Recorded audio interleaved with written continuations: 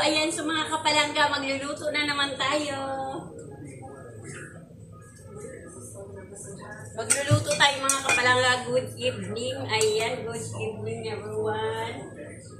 Ilalagay ko lang itong iniiba ko ano.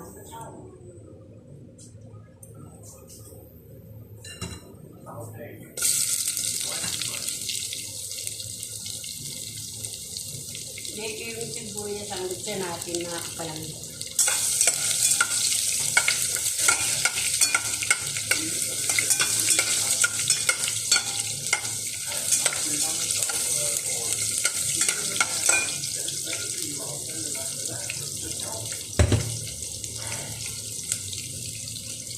Gasan ko lang tong okra.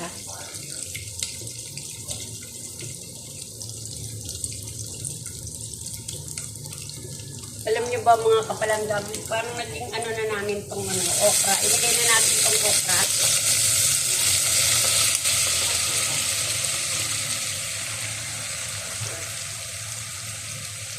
So yan.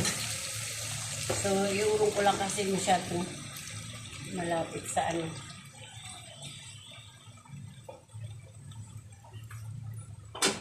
Nga palang hawakan. Lalagay natin kasi nga. Need natin ilagay ito. Ayan. Para merong hawakan yung ating tuwan. Good evening mga kapalangga. Magandang gabi sa inyong lahat. Nagluluto tayo ng ulam.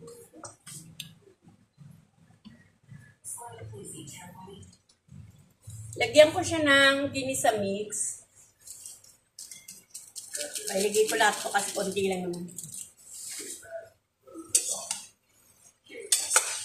Saluan-luin lang natin.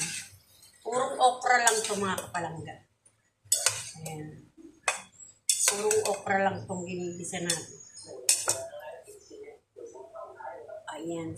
Mas lalagyan natin ng konting toyo.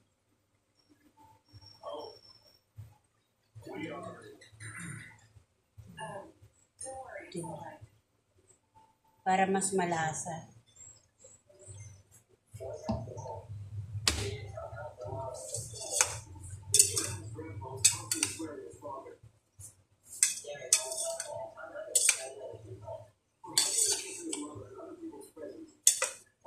So, puro okra nga lang yan mga kapalangga, kaya medyo malapot. So, dagdagan ko ng konting mantika. Kasi walang ano eh. Wala siyang konting-konti lang nilagay ko kanina kasi ayoko ng mantika masyado mga kapalangga. Wait lang mga kapalangga.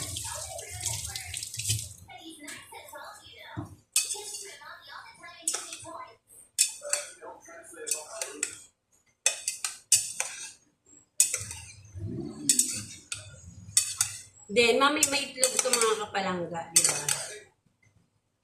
Okra with egg. Kasi paborito na namin siya.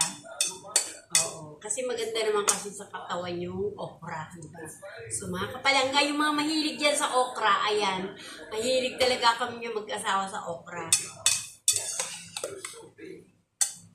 Pero kasi itong luto na to, ito yung gustong-gusto naming luto sa okra. No? Bukod sa nilalaga o nilalagay sa pakbet. So, ganito ginagawa namin sa okra. Yung igisa mo siya, tapos may toyo, tapos lalagyan mo siya ng egg. So, yan. Ito, 2 egg. 2 egg ito mga kapalangga. Ibudbud na natin para medyo maluto ng maigi yung itlog. Kasi, ganda nito yung ano. Ayan, tambog ko ng mga kapalangga. Medyo ano. Ayan. So, ayan. Then, hintayin natin siya mga kapalangga na maluto yung kanyang egg bago natin baliktarin. Kasi para maano natin.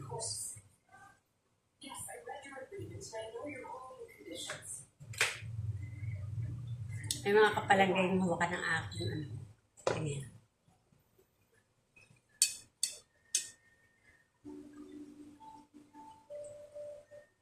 So, pwede ko na siyang baliktarin mga kapalangga kasi medyo kaluto na yung ating okra. So, baliktarin ko rin siya mga kapalangga. So, ang pagbaliktad natin mga kapalangga, pwedeng ganyan lang naman siya. Yung parang nagkaan. Diba? Nagbabaliktad ka lang na. So, okay naman yung ganun. Pero, mas okay naman yung ganun. Diba? So, yun mga kapalangga. Ito yung mga kapalangga. So, tikman natin mga kapalangga. Tikman ko mga kapalangga. Kung okay na yung ano. Kung okay na yung ating tikman natin. Kanya man na. Yummy.